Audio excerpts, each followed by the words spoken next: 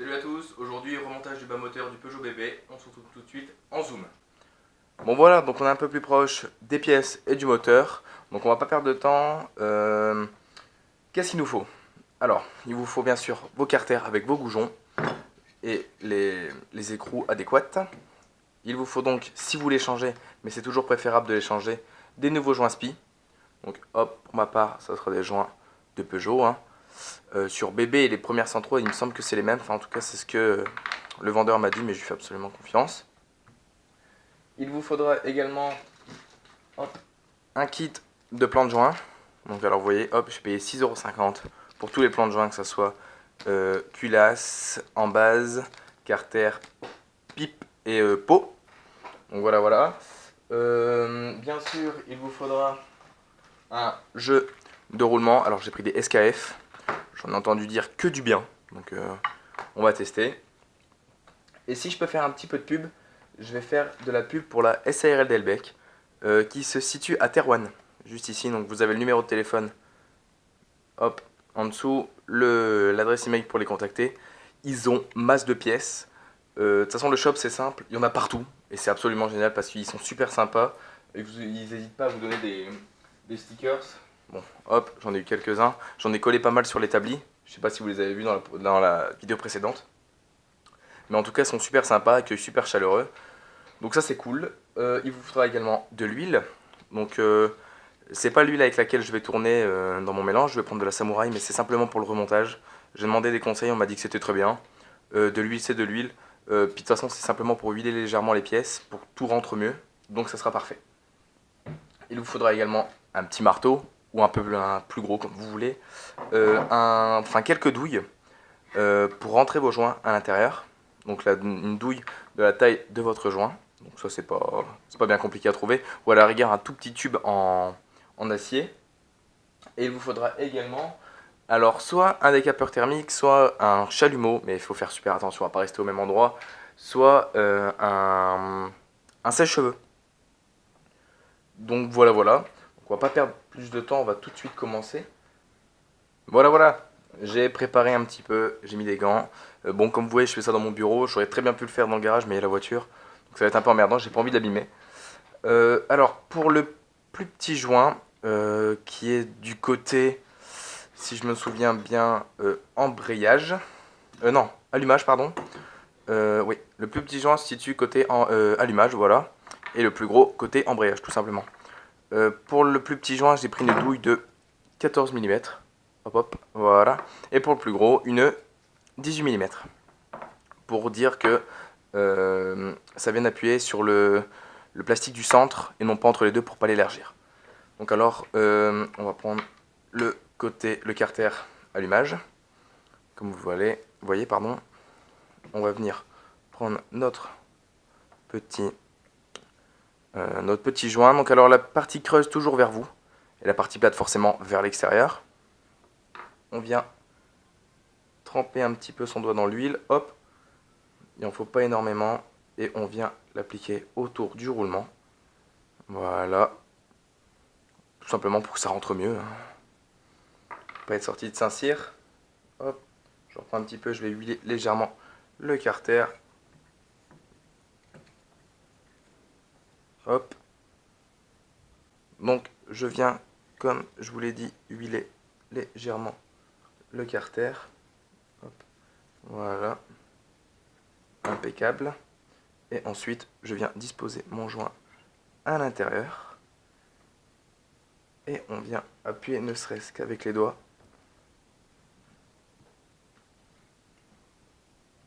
Hop, on vient prendre notre petite douille. Et on tapote.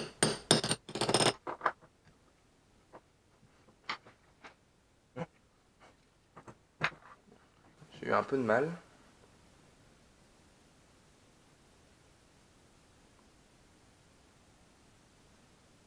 Donc on va blinder en huile cette fois-ci.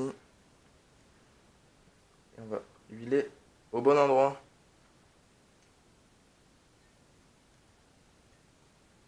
Voilà. On huile comme il faut. On vient présenter notre joint.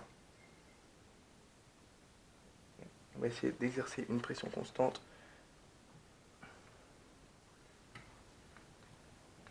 à plusieurs niveaux. Ensuite on vient tapoter. Donc je vais prendre une rallonge.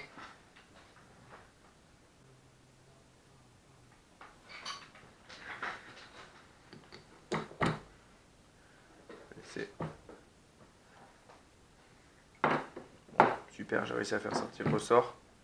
Voilà.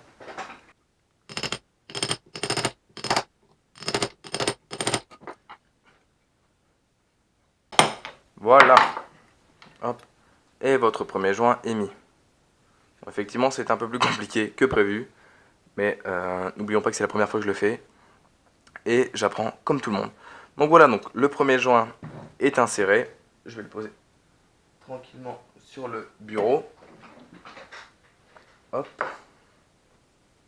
Et on va passer tout de suite au second. Pas perdre de temps. Hop, donc comme je vous ai dit, le petit creux vers vous et la partie lisse vers l'extérieur. Je vérifie s'il n'y a pas de merde autour. Ça devrait le faire ce coup-ci. Donc hop, on prend de l'huile, une petite goutte d'huile sur le doigt.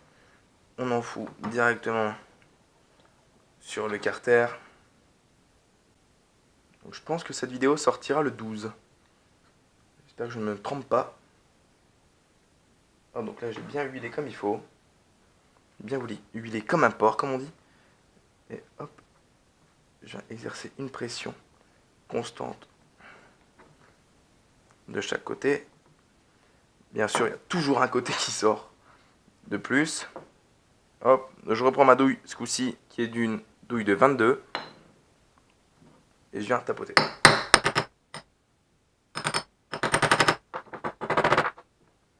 Et voilà, donc nous avons nos deux carters de jointer à nouveau. Bon, c'est pas super compliqué, c'est un peu relou quand ça s'enfonce que d'un seul côté, mais bon, on s'adapte. Donc alors ce qu'on va faire ensuite, c'est que je vais aller rechercher le vilebrequin qui est dans le congélo depuis une demi-heure, une heure, un truc comme ça. Et je vais venir y placer les roulements directement dessus. Donc alors pour ceci, on va peut-être se retrouver dans le garage. Ouais, on va se retrouver dans le garage tout de suite. Donc voilà, comme je vous avais dit, on se retrouve dans le garage. Donc alors, en première étape, ce que je vais faire, c'est que je vais chauffer les roulements. Pas à vif, hein, ça sert à rien. Enfin, pas à rouge, ça sert à rien. Suffit d'avoir, enfin, juste pour dilater le métal, quoi. Restez pas 2 secondes et restez pas un quart d'heure non plus, quoi. Vous balayez un petit peu. Donc, comme je vous disais avant, vous pouvez utiliser soit un décapeur thermique, soit un sèche-cheveux, soit un chalumeau. Mais chalumeau, faites gaffe, hein, pas trop chauffer. Et sèche-cheveux, du coup, ça sera clairement plus long. Donc, hop, le roulement tout neuf. Avec les gants, c'est pas ouf. J'espère que vous voyez bien, parce que du coup j'ai investi un petit peu dans de la lumière, donc ça c'est cool. Ouais, il n'y a pas photo. Hein. Donc hop, ce que je vais faire, c'est que je vais venir le poser sur l'étau tranquillement, et je vais le chauffer. Voilà. Voilà, il en faut vraiment pas de plus. Hop, donc le roulement est bien chaud. Donc je disais, le roulement est bien chaud, il est juste sur l'étau. Je vais sortir le vélo du congélo. Alors voilà le vélo qui est sorti du congélo. Donc forcément, bon il est propre, hein, vous inquiétez pas, il y a un peu de rouille apparente, mais c'est pas spécialement grave. Alors hop, le vélo bien tout frais, regardez, la graisse elle a bien rigidifié. Donc alors, ensuite je vais juste le prendre et venir le foutre au-dessus. Avec une clé à bougie, je vais venir me mettre simplement au-dessus. Et je vais venir tapoter avec un tout petit marteau autour. Donc voilà, le roulement est bien mis. Bon, finalement, j'ai pas eu besoin de taper avec ça parce que tout simplement le roulement était pas assez chaud. Donc j'ai réchauffé, je sais pas, genre 1 minute. Bien autour, bien sur la bague du centre, comme je vous ai dit. Et boum, j'ai juste positionné. Il a glissé tout seul dans le fond. Donc là, je laisse que ça refroidisse juste 2 minutes pour que le métal se rétracte et qu'il tombe pas quand je le retourne.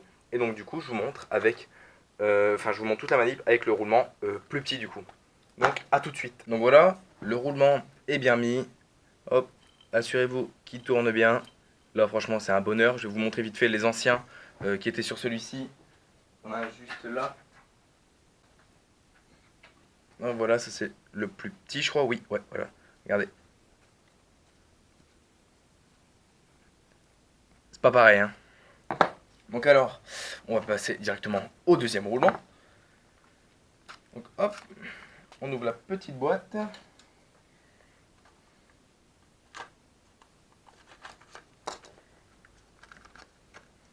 En espérant qu'avec ça, le moteur soit en bon état.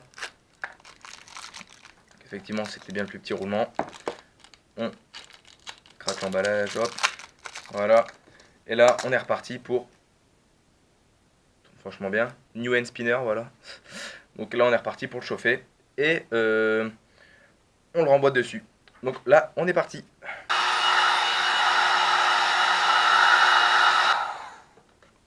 Donc je suppose qu'il doit être bien chaud. Bon, je vous fous là. Donc désolé, j'ai pas encore investi dans un trépied. Je sais. Il va falloir que je regarde sur Wish ou une connerie comme ça. Donc là, je vais prendre ma petite pince parce que c'est ultra chaud sa race. Pas d'autre mot. Hop. On prend notre petit roulement qui fume. Et bien sûr, il ne s'enfonce pas. Voilà.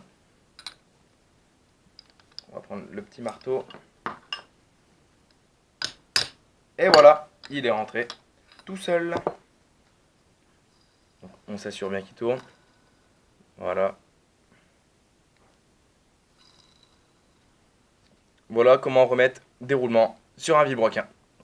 Donc prochaine étape, on s'attaque à jointer les carters et forcément remettre le vilebrequin au cœur des deux carters. Hop, à tout de suite. Voilà, prochaine étape. Qu'est-ce qu'on fait? On vient placer directement le vilebrequin avec ses roulements dans nos carters. Carters préalablement bien sûr nettoyés. Vous inquiétez pas pour ça, c'est un peu de cradoc mais c'est de l'oxydation. Malheureusement ça part pas. Même avec la paille de fer et du belgum ça part pas. Donc je me suis renseigné un petit peu, on m'a dit que pareil, une fois que le moteur tournait, c'était pas spécialement grave. Donc alors forcément, le plus petit roulement côté allumage, donc comme ceci. Donc ce qu'on va venir faire, c'est qu'on va venir huiler légèrement le roulement, comme je vous ai dit tout à l'heure, et chauffer le carter. Donc alors, quand vous chauffez le carter, faites bien attention à ne pas chauffer votre joint spi pour pas le cramer tout simplement. Parce que là, l'étanchéité ne se fera plus et vous serez bon pour tout recommencer. Donc là, vous venez bien chauffer, non pas au centre, mais autour. Si vous voulez, vous préférez limite venir dans le fond de carter, à ce niveau-là, pour que la chaleur se diffuse et vienne dilater ça, et non pas l'inverse. Non pas chauffer au milieu comme un porc, comme ça le joint il fond et c'est génial, pour que ça se dilate. Donc voilà. Bon, je me rééquipe de mes petits gants et on est parti. Donc alors, hop, je vais venir huiler légèrement mon roulement. Alors, vous pouvez le mettre également dans... là, on va huiler comme il faut sa mère. Vous pouvez également mettre les roulements au congèle. Enfin, vilo et roulement au congèle. Moi, je vais pas le faire parce que bon, voilà, je suis un peu pressé et puis on m'a dit que température ambiante c'était parfait aussi, donc on va pas s'embêter. Alors hop, je reprends.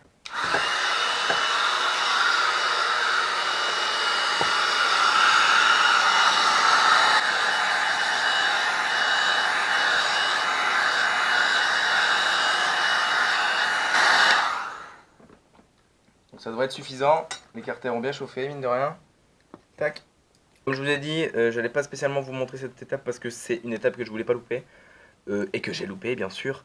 Le roulement s'est pas totalement enfoncé, donc du coup j'ai dû rechauffer pour le refaire sortir. Bien attendre que tout refroidisse, réchauffer comme un sac le carter. Par contre ce coup-ci j'ai foutu masse d'huile sur le roulement et dans le carter. Donc pour que tout rentre sans trop de problèmes. Donc à l'heure actuelle là ce qu'on va faire c'est qu'on va simplement, hop je vous prends, on va simplement lubrifier le plan de joint pour venir y mettre le joint neuf ici même. Acheté à la SARL Elbec. Non, je rigole, je fais pas autant de pub, enfin je suis pas payé ni rien, hein, vous inquiétez pas. Donc on va venir foutre le plan de joint, je vais venir le huiler comme un sac, et ensuite hop, on chauffe ça, et clac. Et en théorie, le moteur sera terminé, enfin le bas moteur tout au moins. Donc là, hop, je vous mets ici, et on va venir huiler comme il faut le plan de joint. Ça, c'est pas grand chose si y a de l'huile partout à l'intérieur. Elle va juste fumer blanc comme il faut au début. Donc là, je mets de l'huile pour que le joint, si vous voulez, colle. colle un minimum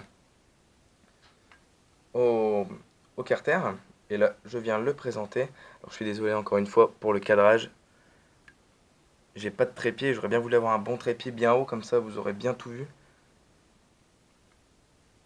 Hop, on vient appuyer légèrement. Hop, j'appuie comme un sac tout le tour pour qu'il se colle.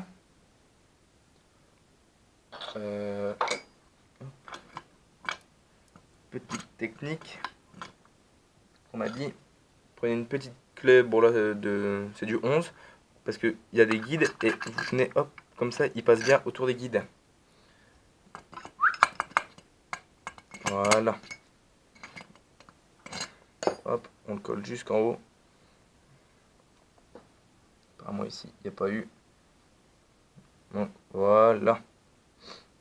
Donc là, il est collé jusqu'en haut. Je vais venir refoutre de la graisse au-dessus pour dire qu'il se fonde, hein, tout simplement, avec le carter. Comme je vous l'ai dit, la graisse, c'est de l'Ippon, mais après je tournerai à la Samouraï parce que j'ai entendu dire beaucoup de bien de la Samouraï. Et voilà. Donc alors, la prochaine étape, vous la connaissez.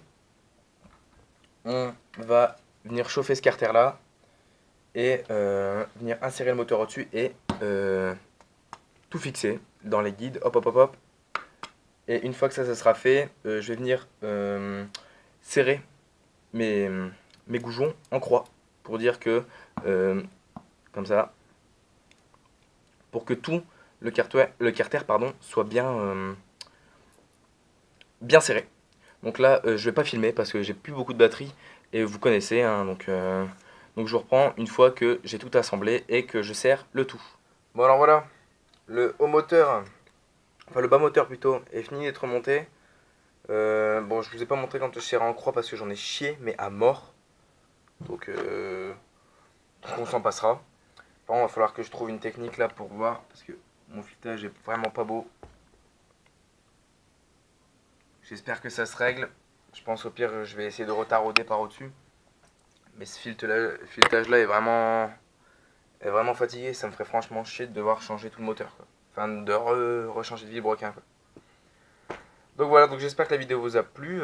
C'était pas vraiment un tuto, c'était plutôt un peu une étape sur la restauration du Peugeot bébé. J'espère que vous a plu. N'hésitez pas à lâcher un like, un petit commentaire et à vous abonner. Allez, à plus!